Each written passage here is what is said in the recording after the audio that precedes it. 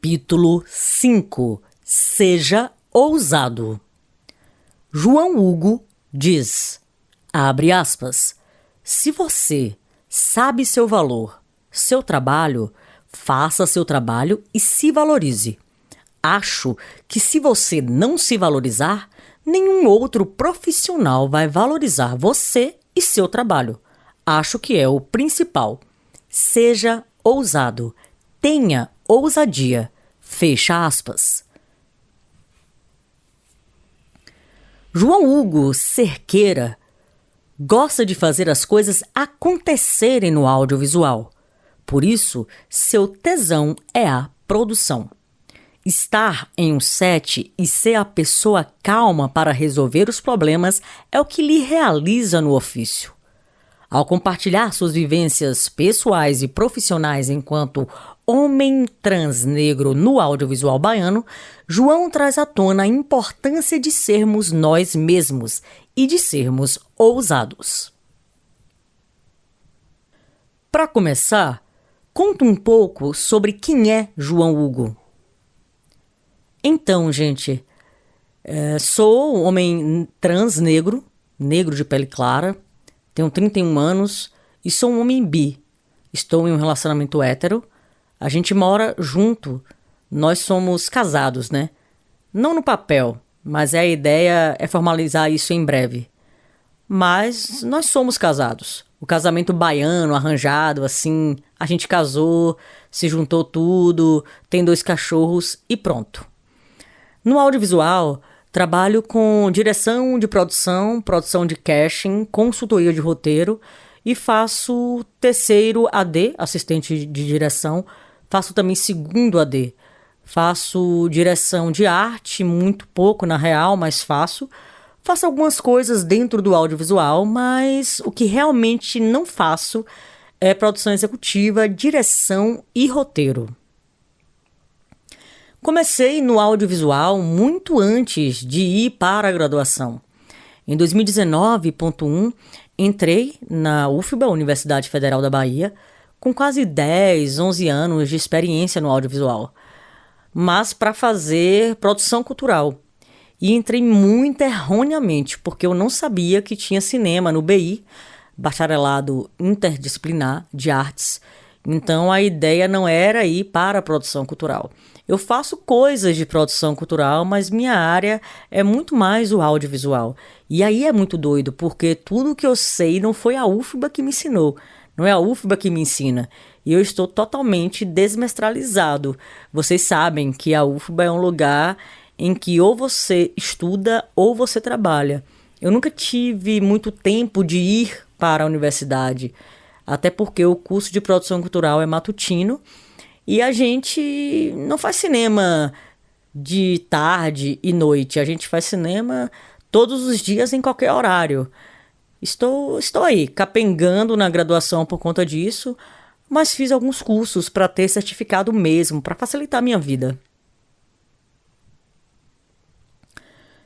Como foi o seu processo de autodescoberta e aceitação da sua sexualidade e identidade de gênero?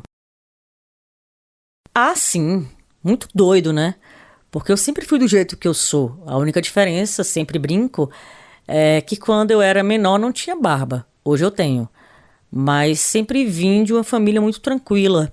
E brinco que tem todas as siglas dentro da minha família. Marcelo Cerqueira, que é o presidente do Grupo Gay da Bahia, GGB, é meu primo. Então já venho de uma família que já está muito habituada ao movimento LGBTQIAPN+, apesar de eu ter grandes questões com esse movimento bem ultrapassado. Minha tia é uma mulher lésbica, então nunca tive muitas questões dentro de casa por ser uma pessoa trans. Entendi muito cedo que eu gostava de mulher, mas que eu não era lésbica, por exemplo.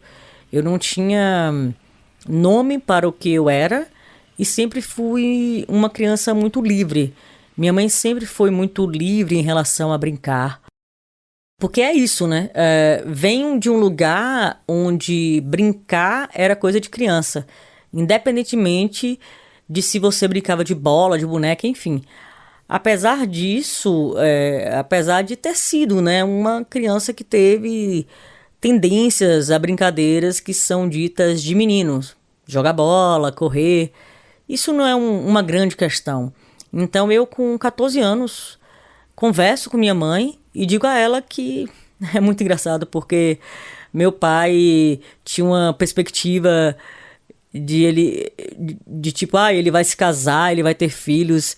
Eu sentei com a minha mãe e disse: essa ideia de projeção de futuro pra mim não me cabe. Eu gosto de mulher e é isso. E eu fui crescendo nesse movimento, mas eu só comecei mesmo a hormonizar com 18 anos, porque comecei a hormonizar por conta própria. Tinha que ter minha grana para comprar hormônio. Eu não entendi exatamente como esses hormônios funcionavam, então eu levei muito tempo entendendo e estudando sobre, mas dos 14 em diante eu já tinha uma performance de gênero dentro da masculinidade. Então eu sempre brinco que fui uma criança, até onde pude ser, uma criança meio andrógena. Sempre fui um moleque macho na escola. E aí eu fui me construindo dentro de performance masculina muito naturalmente, sem que me forçasse ali. Tanto que sempre falo que venho de um lugar muito privilegiado. Não é assim como as pessoas trans, não é assim como as pessoas LGBT em geral, mas sobretudo como pessoas trans, é um movimento mesmo, que é diferente do meu. Eu fui começando a entender a minha performance, o meu lugar que eu estava marcado, e isso foi se tornando muito natural. Com 18 eu começo a hormonioterapia, porque existia o mito, né, de que você só podia hormonizar com 18 anos. Eu me hormonizava por conta própria. Fazia uns testes aqui, usava esse hormônio para ver se esse era melhor, usava aquele para saber se aquele era melhor, até aí me entendendo e me adaptando com o hormônio que eu ia continuar usando. E a minha sexualidade veio muito depois, porque a gente primeiro precisa se entender enquanto pessoa trans, né? E aí eu construí aquela ideia de que eu sou uma pessoa trans, logo preciso me relacionar só com mulheres. Já maduro, acho que com uns 25 por aí, ainda não externalizava porque era algo muito novo, mas a partir daí eu já me entendia enquanto pessoa bi. Mas para mim isso nunca foi uma questão. Eu tenho a seguinte premissa: a partir do momento que eu transiciono, já rompi com muitas outras coisas. Então, tem coisas que já não são mais assim tão impactantes para mim. Então, para mim é isso. A bissexualidade nunca foi uma grande demanda. Eu sempre fui muito ousado na realidade, nunca fui muito de pedir permissão às pessoas ou de ouvir muito o que as pessoas tinham para falar sobre mim, porque elas falariam sobre mim, porque é isso, nunca me importou muito. Eu acho que é isso, assim, dentro desse lugar de entendimento, de percepção de quem eu sou, eu sempre fui muito eu e sempre tive liberdade para ser quem eu sou hoje. Eu nunca tive um movimento excludente com a família. Nessa época, como era a sua relação com seus amigos, na escola, no bairro onde cresceu? Meus amigos sempre foram muito tranquilos. E muito do que eu sou hoje em relação à construção de identidade vem dos meus amigos. Meus amigos surgem em um lugar de sempre me verem do jeito que eu sou. Tenho amizades de infância até hoje. E que os meus amigos, os meus parentes, alguns parentes da minha prima, por exemplo, dizem: a gente sempre soube quem você era desde muito pequeno porque você sempre se mostrou assim. Isso é muito legal, porque essa galera anda comigo até hoje. Tenho esses amigos de infância até hoje, as amigas de infância também. Por exemplo, a construção do meu nome se dá porque meus amigos me chamavam de João. Outras pessoas me chamavam de Hugo, muito numa brincadeira. O João foi na época que cortei o cabelo bem curtinho, a galera falava: está muito Joãozinho esse cabelo. Então virou um movimento de todo mundo me chamar de João. O Hugo vem de um amigo gay que dizia que eu tinha que ser Hugo, de o gostoso. E aí todo mundo começou a me chamar de Hugo também. Assim, eu sou virginiano, mas a minha Vênus é Leão. Tenho aí umas questões com a autoestima, ela é bem elevada e eu sempre brincava com isso. Então, todos os meus amigos ou me chamam de João ou de Hugo. Então, quando pude judicializar o processo de alteração de nome e gênero, tinha que escolher. E eu não conseguia escolher entre um e outro. E aí ficou João Hugo. Brinco que não escolhi meu nome. Quem escolheu foram os meus amigos, porque eles já me chamam dessa forma. Para mim, entendo que o processo de transição é uma grande peneira. Você filtra quem fica e você filtra quem vai. Então, para mim, foi um grande movimento de peneirar essas pessoas, de fato, quem estava comigo e quem estava ali e ia ser passageiro. Era uma construção de trajetória. Alguma pessoa te marcou nessa sua jornada? As vivências que eu tinha da minha família e das pessoas trans próximas serviram muito de referência para mim. Eu fui um adolescente que viveu Aruba, né?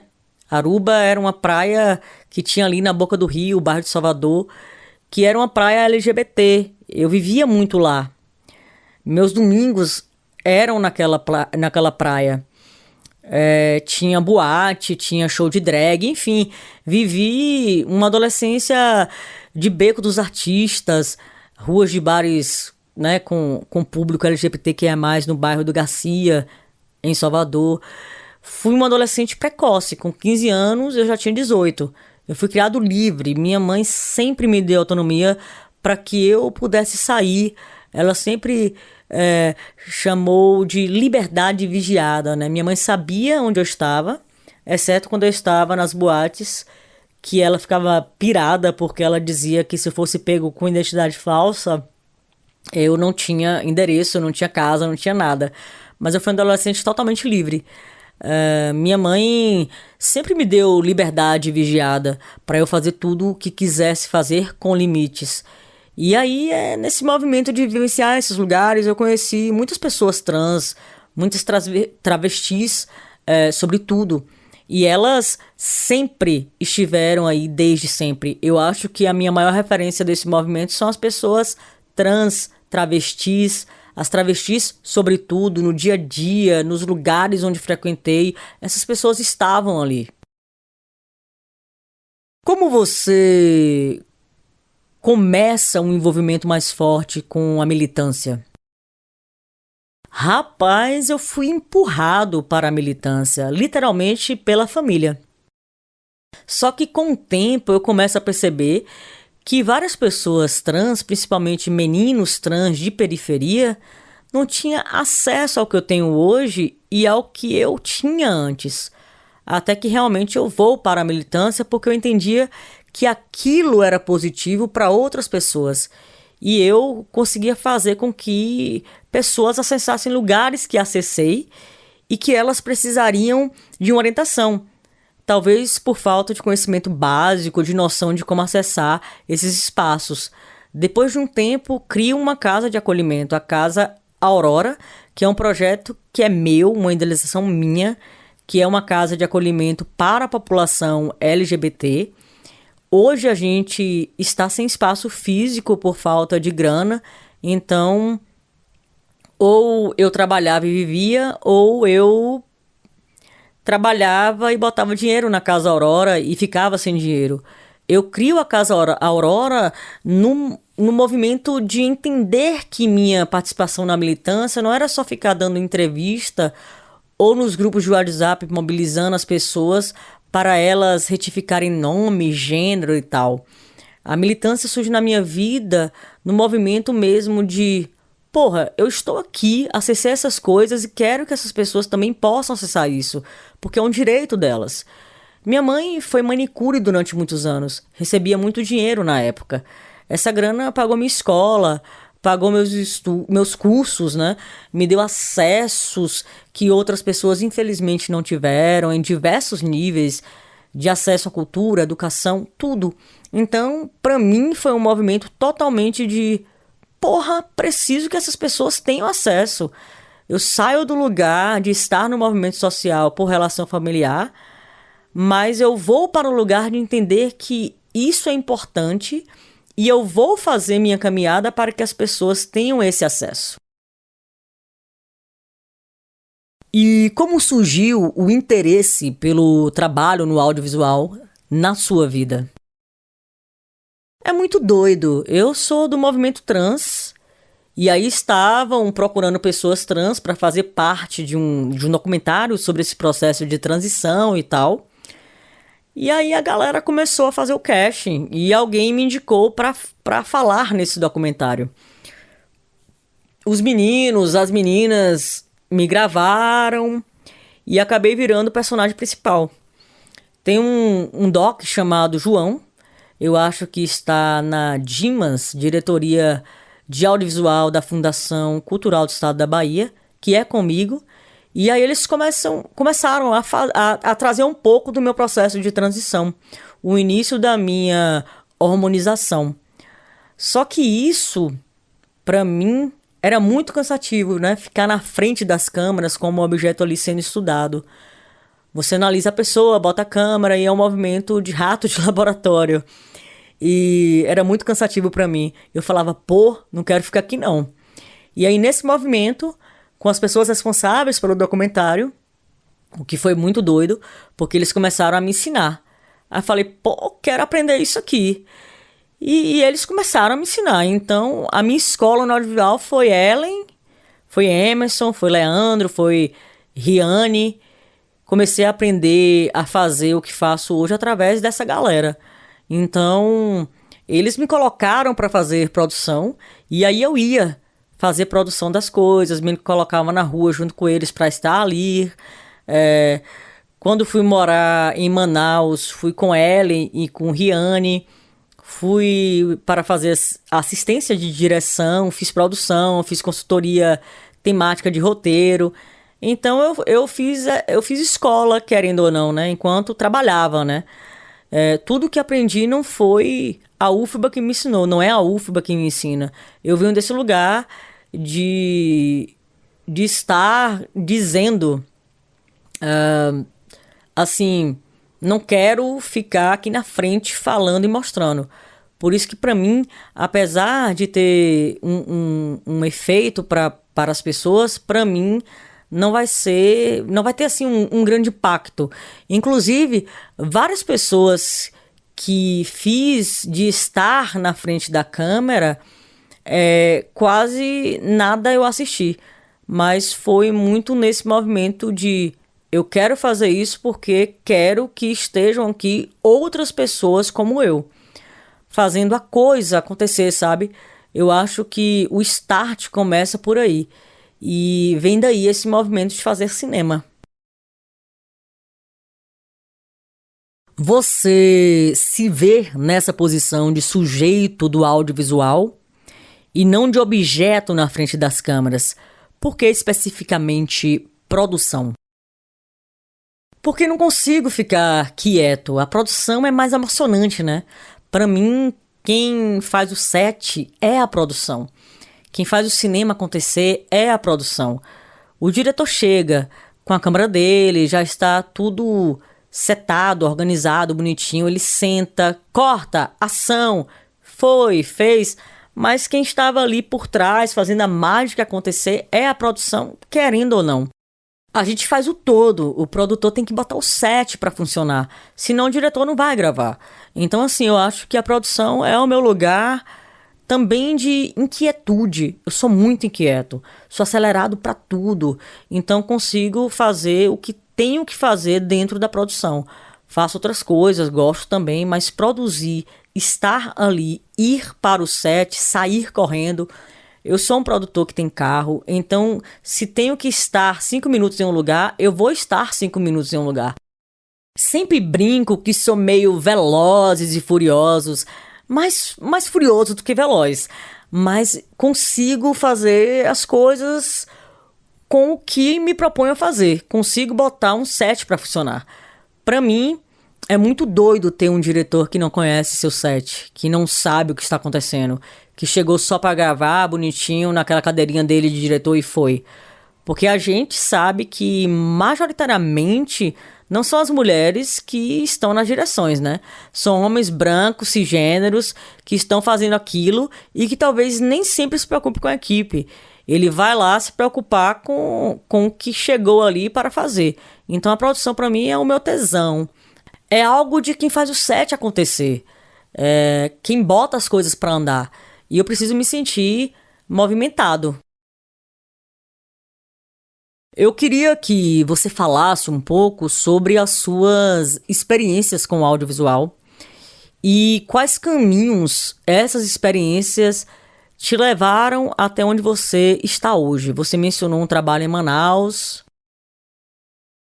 A minha primeira produção foi uma série documental chamada Diversidade, que passou na TVE, a primeira de fazer assistência de produção.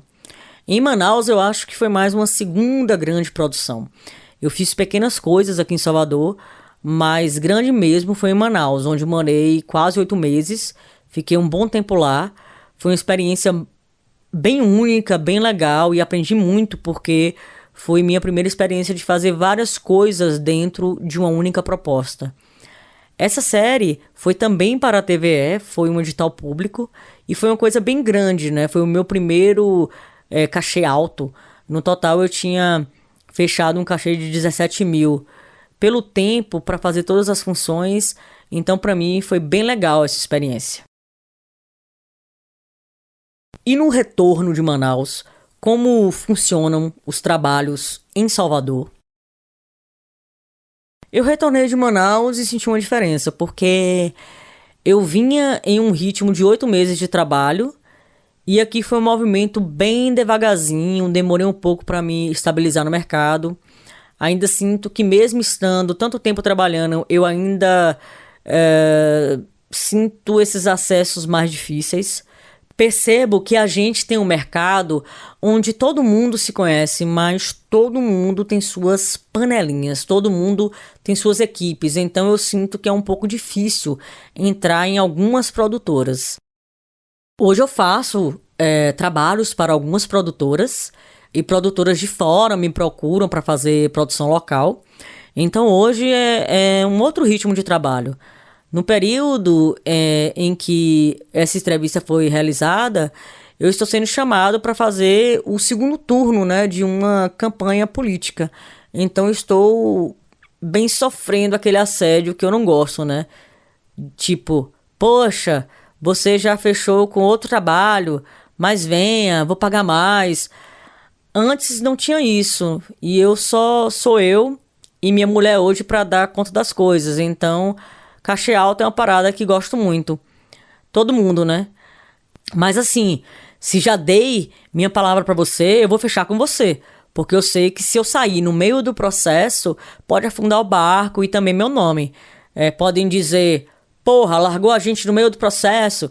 É bem doido isso, porque ao mesmo tempo que a gente se sente desvalorizado, hora ou outra a gente é bem valorizado no nível que a gente fica bem perdido no que fazer.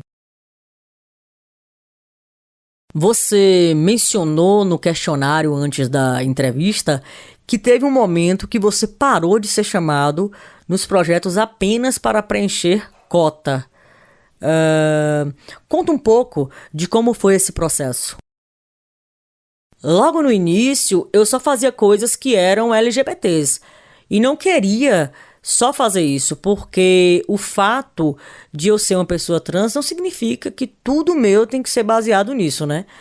E era muito doido, eu tinha um questionamento. Porra, não sou um produtor só pra trabalhar com essa temática, eu sou um produtor pra trabalhar com tudo. E acho que isso tem mudado com o tempo, com o amadurecimento, com o nível de passabilidade, que isso também vai contando, né, no processo. Você tem se sentido mais valorizado pelo seu trabalho? Como se deu esse ponto de virada? Eu acho que essa questão da passabilidade é um marcador. Quanto mais a gente vai tendo leitura de quem de fato a gente é, isso vai mudando. Eu acho que o fato de exercer um bom trabalho, outras pessoas vão me indicando, isso vai saindo dessa bolha, porque eu acho que a gente tem uma bolha, né? O cinema baiano é uma bolha. As produções que a gente faz, apesar de serem diversas, a gente tem suas microbolhas e partículas ali. E aí eu percebia que estava ali preenchendo. Estou aqui porque sou uma pessoa trans e no edital tal tem que ser, né? Ou tem que ter pessoas LGBT para preencher tal cota. Percebo que vou saindo desse lugar a partir do momento que vou mostrando que o meu trabalho é para além de ser uma pessoa trans, né? Até porque eu não sou um produtor trans, eu sou um produtor. Pronto, eu sou um produtor. Ser uma pessoa trans é um dos adjetivos de vida, assim como ser um homem negro, enfim. E eu vou percebendo que isso vai fluindo a partir do momento que eu vou mostrando o meu trabalho, que eu vou entregando o resultado, que as coisas vão fluindo e funcionando. Estar em espaços onde majoritariamente existem pessoas cis também é um lugar de romper ali com algumas coisas. Claro, eu sou uma pessoa trans que estou dentro de uma normatividade de gênero, estou dentro de um padrão de gênero, eu sei disso. Sempre digo que fui criado como homem porque eu ficava com o meu irmão, era um reflexo dele, era o irmão com quem eu ia jogar bola, com quem eu ia jogar videogame, com quem eu ia fazer as coisas com ele, sabe? Então entendo que estou nesse processo de ser criado como homem, de ter me forjado dentro de uma masculinidade desde muito cedo. Sei totalmente disso e algumas coisas eu estou dentro desse espectro, desse padrão de gênero, que é muito doido ser uma pessoa trans e estar dentro de um padrão de gênero que é da cisgeneridade. É um conflito eterno isso. Então percebo que hoje consigo estar em lugares independentemente da minha identidade de gênero, mas pelo que eu executo, pelo que eu faço, mas também consigo perceber que existem pessoas que ainda têm seus entraves em contratar pessoas trans para que elas façam outras funções que não sejam essas específicas que as pessoas atribuem ao gênero, como cabelo, maquiagem, camaria, enfim. Eu estou ali enquanto pessoa trans e não sou cabeleireiro, não sou maquiador, não sou nada disso dentro do audiovisual. Então é isso, a gente vai percebendo na sutileza como as coisas vão funcionando na grande máquina, né? Você se considera financeiramente realizado com o trabalho com audiovisual? Eu não me sinto financeiramente realizado ainda. Não ganho mal, mas também não ganho bem. E isso vai depender sempre de projeto. O que eu observo, quando você é chamado para alguma empresa de fora, Sul, Sudeste, Centro-Oeste, é bem remunerado. Vários trabalhos que fiz em Salvador, tipo assim, você bota seu carro no bolo e ninguém ganha por isso, pela manutenção desse veículo que vai estar em produção. Coisas básicas, né? Você tem que mendigar uma diária, porque a pessoa quer te dar R$ 25 de alimentação para você comer. Estou falando de produções que a gente sabe que no escopo daquele trabalho tem coisas que podem ser bem remuneradas. E aí a gente acaba sabendo que nem sempre essa produção vai remunerar bem. Então, para mim, ainda tem um caminho a ser conquistado em Salvador. Quando preciso chamar alguém para fazer assistência de produção comigo, a primeira coisa que pergunto é o cachê da pessoa.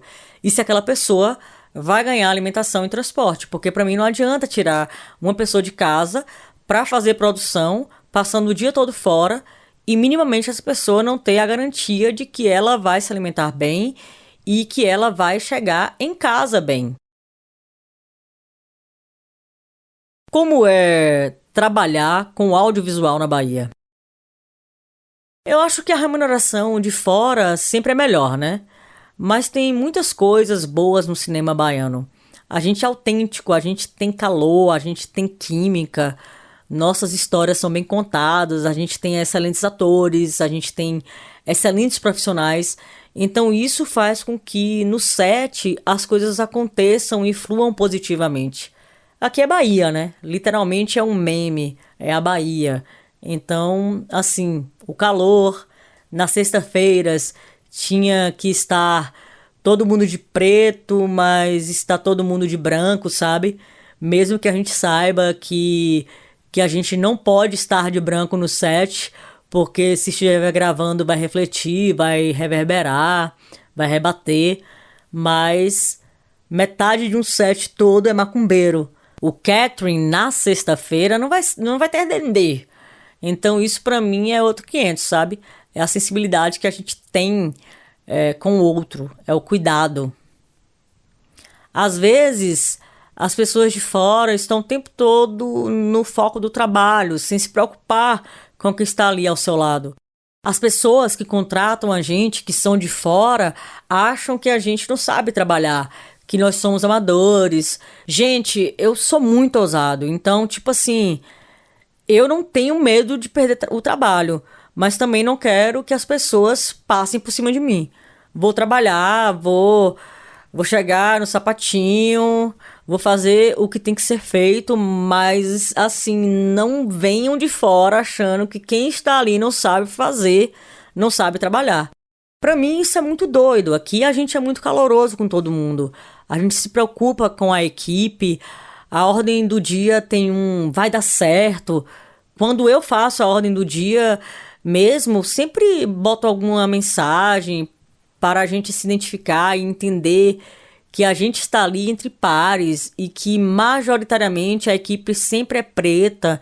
Então, o audiovisual baiano tem sabor, tem seu creme de la creme, da gente estar ali, de funcionar.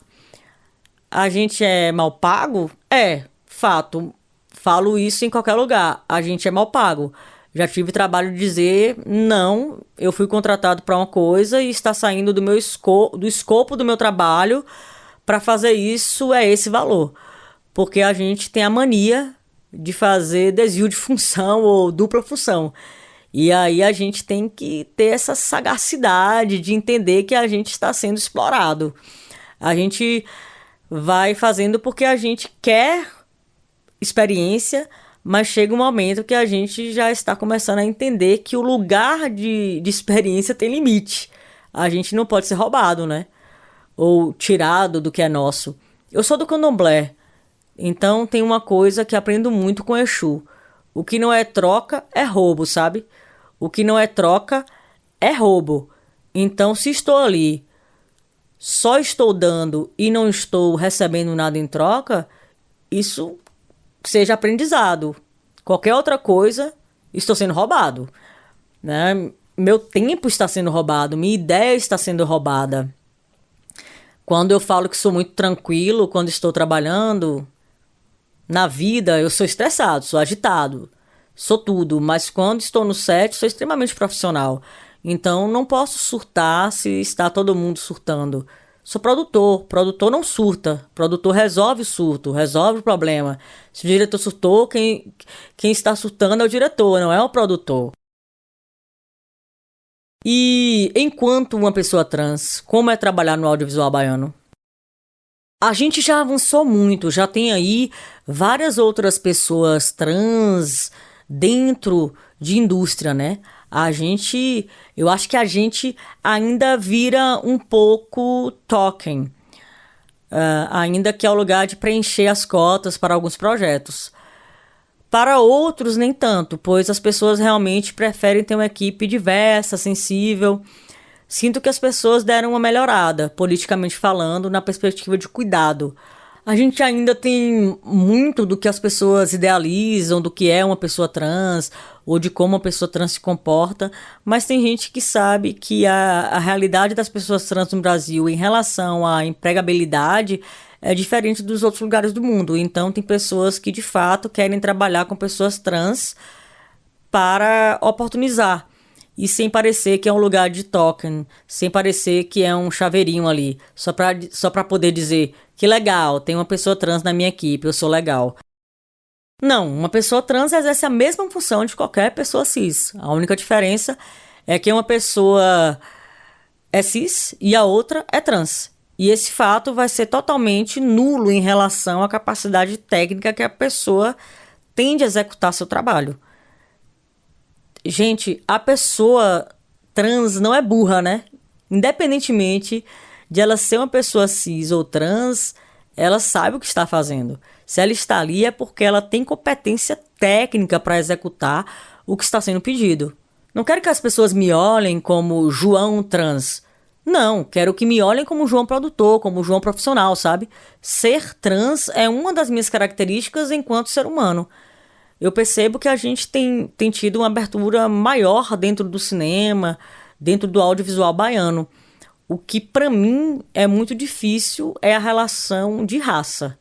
A gente percebe que majoritariamente as pessoas trans que estão aí são brancas, né?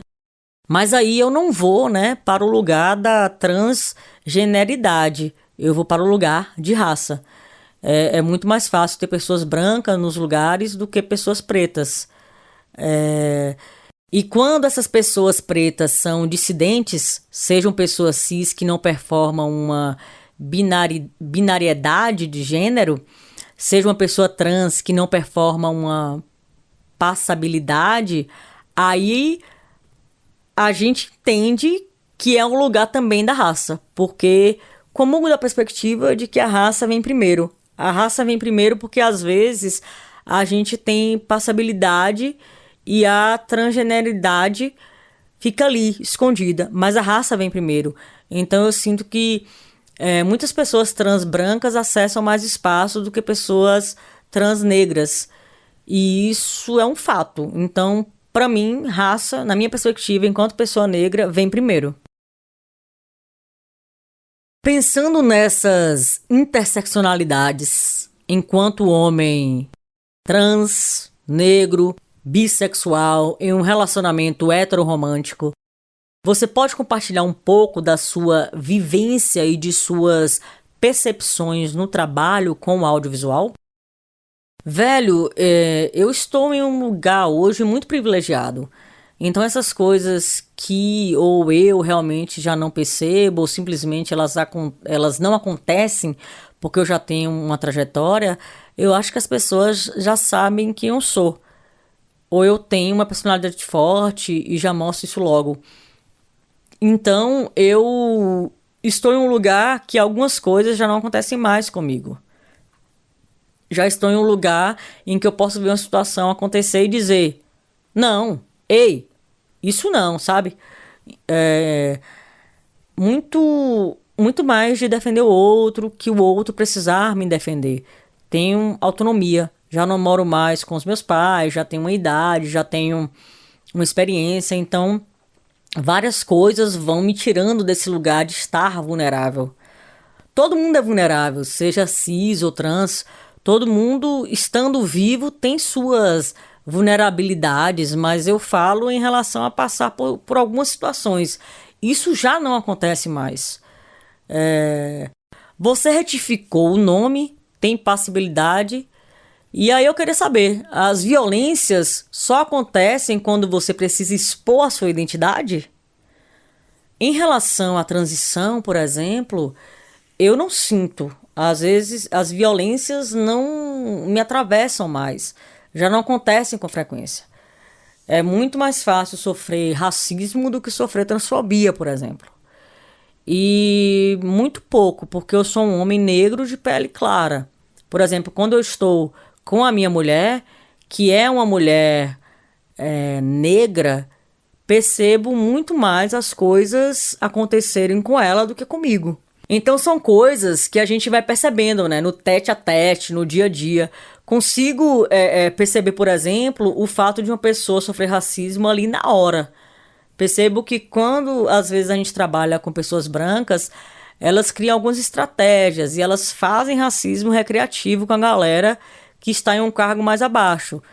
Que elas acham que é uma pessoa que está na limpeza é super inferior a elas.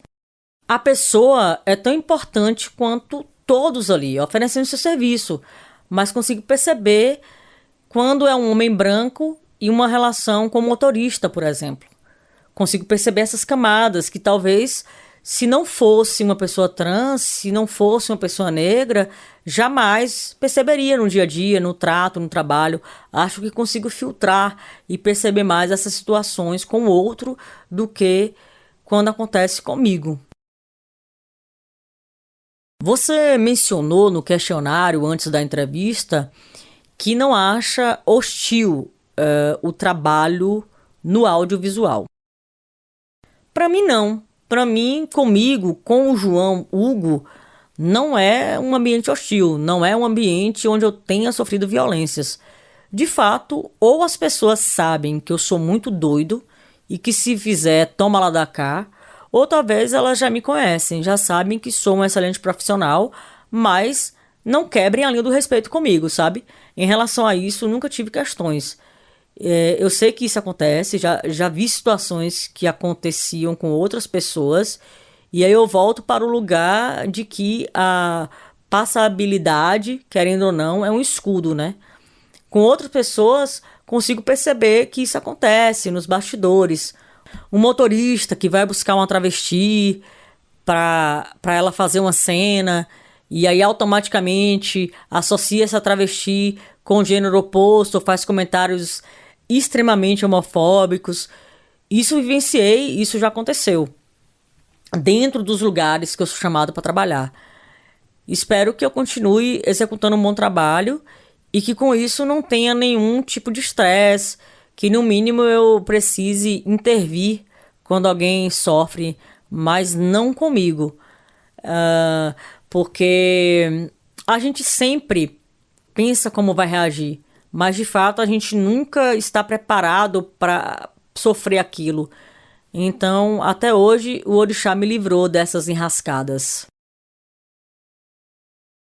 Você sente que está em segurança nos ambientes de trabalho com audiovisual?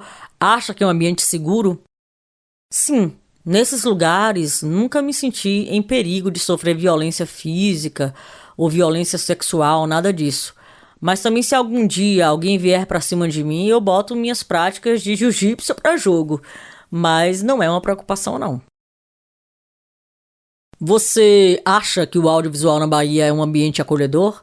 Pensando na diferença entre ser um ambiente seguro e ser um ambiente que de fato acolhe a diversidade? Acho que o cinema baiano tem o sabor, né?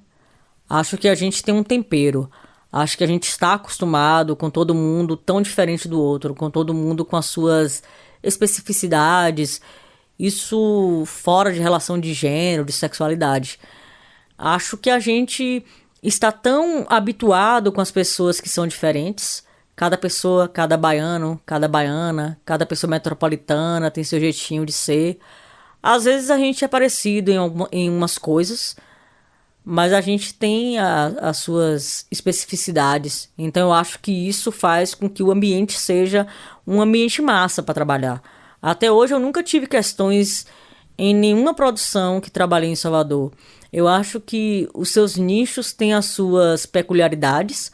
A galera da publicidade é mais entojada, porque eles acham que são melhores, porque recebem mais, muito dentro desse lugar, mas não por conta de orientação sexual, raça, nem nada.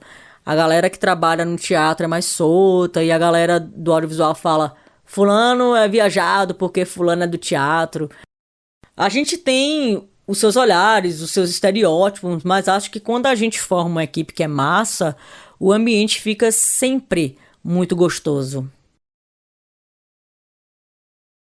De que maneiras as identidades carregadas de sensibilidades que são próprias suas entram nos ofícios e como isso influencia aquilo que você faz no audiovisual? Isso é doido, né? Porque o olhar é tão atento a tudo o tempo todo, ao ponto de chamar alguém e dizer assim: poxa, talvez eu acho que mudaria essa fala de fulano e tal, sabe? Já aconteceu. Mudar falas do roteiro? Sim, às vezes sinto a necessidade. Não só entrão, mas às vezes sinto a necessidade quando tenho abertura com a pessoa. com o roteirista ou com o diretor, de chamar e dizer: acho que isso aqui não vai ficar legal, isso é pejorativo. Talvez a pessoa não tenha se atentado. Sou bem sério trabalhando, quase não brinco, estou sempre atento às coisas.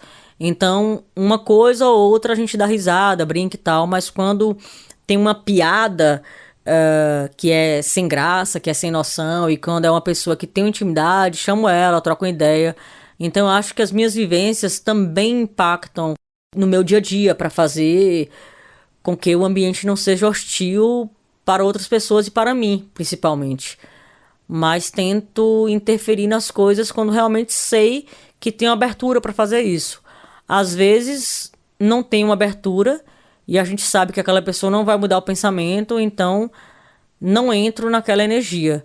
Mas tem gente que dá para chegar e trocar uma ideia, sabe? É mais fácil de ser maleável no diálogo. Como é sua relação com colegas de trabalho? Você considera que tem parceiros significativos aqui na Bahia? Geralmente, tenho pessoas que acabam levando para a vida, para outros trabalhos. Pessoas que já trabalhei me chamam para outros trabalhos. Eu chamo pessoas que já trabalhei para outros trabalhos. Tem pessoas que a gente estabelece conexões, redes, contatos. Tem gente que é só network, gente que fica na nossa vida, enfim. Não tenho nenhuma dificuldade em socialização com as pessoas, sou muito de boa. Eu diria que sempre tive o movimento de ser o menino popular da escola e nos lugares que estive. Então, para mim, essa socialização é bem tranquila. É claro que tem gente que pensa: poxa, esse cara é um bosta, tem um trabalho massa, mas é um bosta. E aí já não dou muito ibope, mas tem gente que a gente leva e fica. Por fim, se você pudesse enviar uma mensagem para a criança que você foi um dia, o que você diria para ela? Porra, eu acho que fui uma criança foda, fui uma criança livre. Então, se tivesse sido uma criança polida de tudo, não seria a pessoa que sou, o adulto que sou, sabe? E muito obrigado por ser uma criança livre. Eu acho que isso me fez o homem que sou hoje, a liberdade que tenho hoje, principalmente muito obrigado por não ter sido uma criança rebelde com a mãe. Então, por ter tido uma liberdade possível, não fui uma criança que me envolvi com droga, com álcool, nada disso. Então, fui uma criança livre. Pude brincar, pude ser tudo o que eu podia ser na minha infância. E me tornei um adulto livre, que fala das coisas sem tabu, que não foi repreendido. Então, assim, a criança que eu fui foi uma criança massa. E eu agradeço muito porque eu sou um adulto hoje livre. E o que você diria para jovens LGBTQIAPN+, na Bahia que estão pensando em seguir o audiovisual? Se empoderem. Não se vendam barato, não deixem que as pessoas passem por cima de vocês por terem um rostinho bonito. Não deixem que digam: eu vou ter peninha de você porque você é LGBT, vou te botar aqui. Não. Se você sabe seu valor, seu trabalho, faça seu trabalho e se valorize. Eu acho que se você não se valorizar, nenhum outro profissional vai valorizar você e seu trabalho. Acho que é o principal. Seja ousado, tenha ousadia. Fim do capítulo 5.